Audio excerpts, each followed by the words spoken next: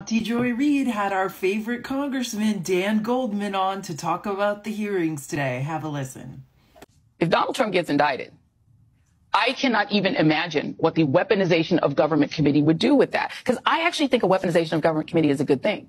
We've seen the weaponization of the federal government. We saw it in the Trump Justice Department. I think there should be committee hearings on that. We saw Michael Cohen flung into prison, right, for writing a book. Yeah. Well, that's what I said today. I said, if you want to do a hearing on the government, weaponizing the government to prohibit the First Amendment protected speech, let's bring in all the Republican officials who are banning books around the country. Let's bring in Bill Barr and talk about the fact that Donald Trump's enemy was literally jailed in order to prevent him from publishing a book.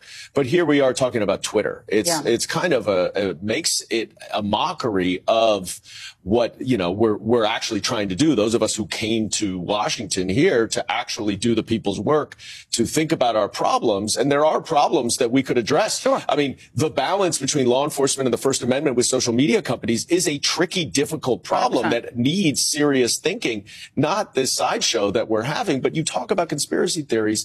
This committee is made up of a bunch of conspiracy theories, and now they're trying to backfill the evidence. But there is no evidence. Right. There is no support for what they want to be able to conclude and what they've already concluded.